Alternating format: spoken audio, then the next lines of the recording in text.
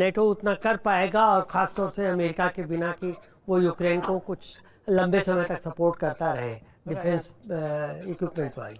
Right, understood. Mister Mishra, I want you to join on this, क्योंकि अभी तक press conference का इंतजार जरूर किया जा रहा है, लेकिन इंपॉर्टेंट है कि आखिर इस प्रेस कॉन्फ्रेंस पर नेटो की भी नजर, और क्या मैसेज ट्रंप की तरफ से पुतिन के साथ हुई बातचीत के बाद नेटो को जाता है।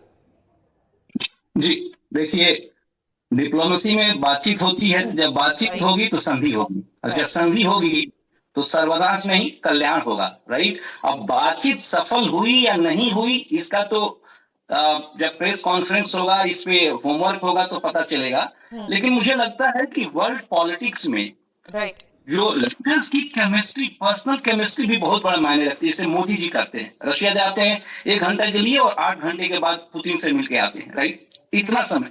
तो मुझे लगता है कि ट्रंप और पुतिन की एक खास केमिस्ट्री है। आपने देखा होगा बहुत ही कम एक दूसरे को जो है क्रिटिसाइज करते हैं because they have their own interest, but दोनों जो लीडर्स हैं they have the cordial relationship.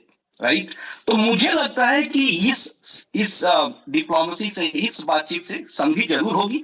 युद्ध खत्म होगा या नहीं खत्म होगा, क्योंकि ये 3-3.5 साल से युद्ध चल रहा है, ये बहुत कॉम्प्लिकेटेड है। ट्रंप कुछ दूसरा चाहेंगे, रशिया कुछ दूसरा चाहेगा, जेलेंस्की भी मानेंगे या नहीं मानेंगे, वो उनके साथ भी अमेरिका की बातचीत होगी। तो ये ट्राइलेटरल है, कोई 1-to-1 नहीं है। 1-to-1 अभी हो रहा है, लेकिन ट्राइलेटरल मीटिंग्स होगी।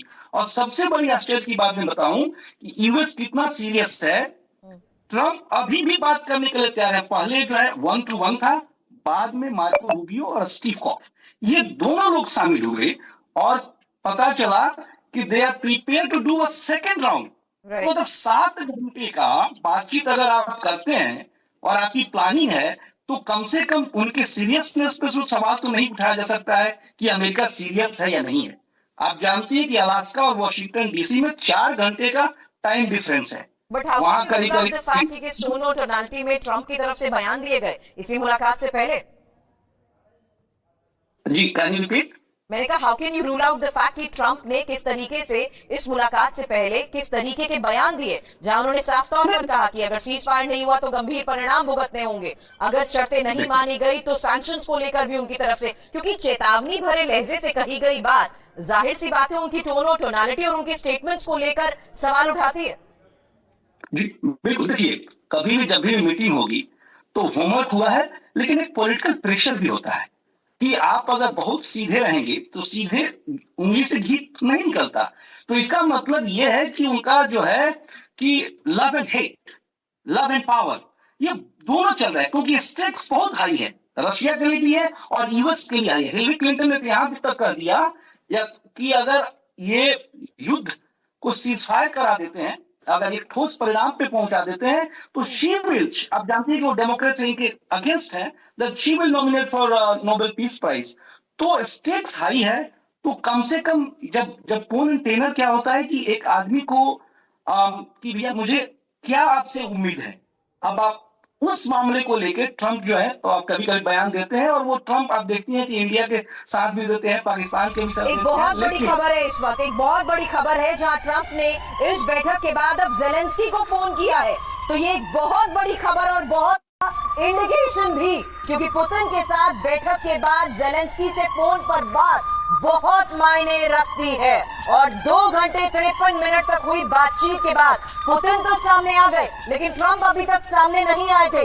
फिलहाल क्या यही एक बड़ी वजह है, क्योंकि इस बैठक के बाद पुतिन के साथ हुई बातचीत के बाद ट्रंप ने जेलेंस्की के साथ, बड़ी खबर एक और, यूरोपियन नेताओं के साथ ट्रंप ने अब बात की है। तो बैठक खत्म हो चुकी है, लेकिन इसी बैठक के खत्म होते ही इमीडिएटली ट्रंप, पुतिन तो सामने आ गए, ट्रंप सामने नहीं आए। फिलहाल 2 बड़ी खबरें हैं, जहां देखिए किस तरीके से पुतिन के साथ बैठक के बाद यूरोपियन नेताओं के साथ फोन पर ट्रंप ने बात की, जेलेंस्की के साथ फोन पर बातचीत की। रविंदर सर, डेफिनेटली इंटरेस्टिंग है।